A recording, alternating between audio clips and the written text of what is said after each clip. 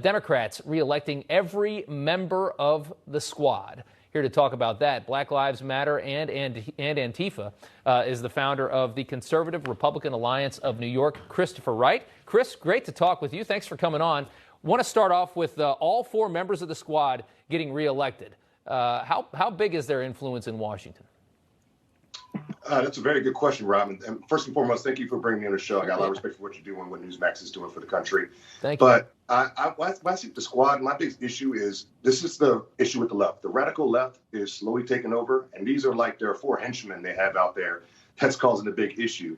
And so I asked a lot of my friends who are still on the left and who are more moderate Democrats, like, do you really support this party? Because if you can see, there's a radical movement happening in the left, and it seems like it's getting to the point now where it's like, is it taking over the party? Is socialism coming in and just taking over the moderate Democrat side of things, or what? So I think it plays an important role because these ladies look like they have a lot of power there on the left. They'd like to have a lot of power. I will say, though, they must be frustrated right now because their guy won in the election, and he's not putting in all the radicals that they wanted to see. And I do think that there's still some common sense in this country that you can't let these wingnuts run anything. Yes, and I'm glad to see that. And with Sleepy Joe, that's the thing I already kind of knew with him. He's good at the whole political jargon when he was running. So a lot of stuff he was saying. Me as a former Democrat myself, thinking it's no longer a Democrat. When I was younger, I knew that even with him before. He was more of a filler candidate who was coming out here, speak the good talk for politics. But he's not somebody that you can rely on once he's in office to actually come through with his promises. Yeah. Okay, that's fair. I want to ask you, you're a black conservative. You live in New York City. What's that like?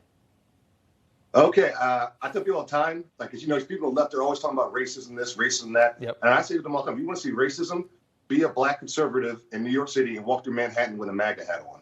And I guarantee you're going to see what you want because it's very difficult. It's like, we are a century behind here in New York when it comes to black conservatism. Yeah.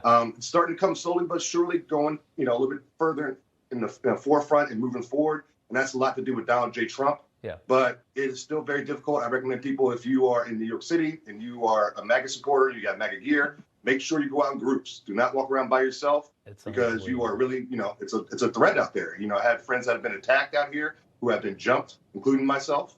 So I tell people all the time, if you are a black conservative, be very aware when you're in New York City. Yeah, it's the definition of racist. They honestly, the left, the Democrats, they think they own you. Oh, you're black, like Joe Biden said, you've got to vote for me or else you're not black. I mean, it's the most ridiculous thing, and yet nobody has any problem with that comment. You had a run-in with Antifa protesters. I want to ask you about that. Yeah, that was a very interesting situation. I was in Manhattan, I was at Trump Tower, having Taco Bowl.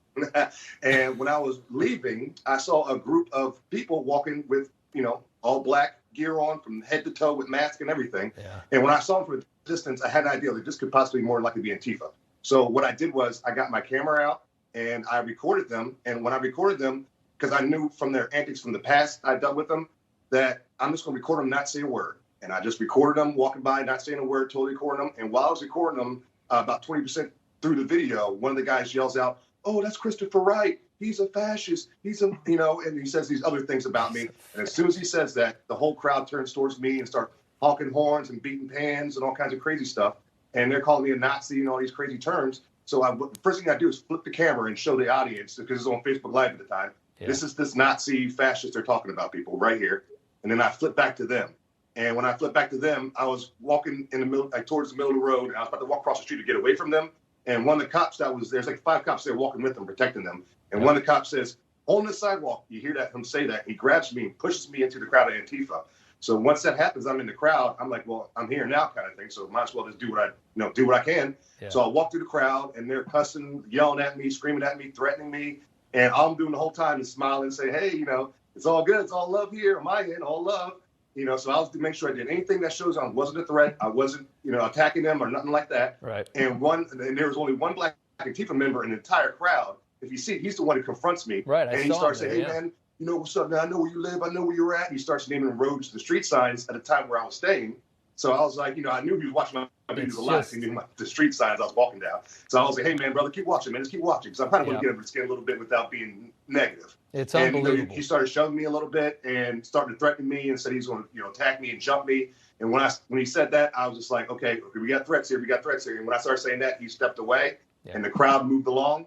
But it was very intense. And after it was all said and done, a lot of people in my Facebook Live were like, "Oh my gosh, Chris, are you okay? Is everything safe?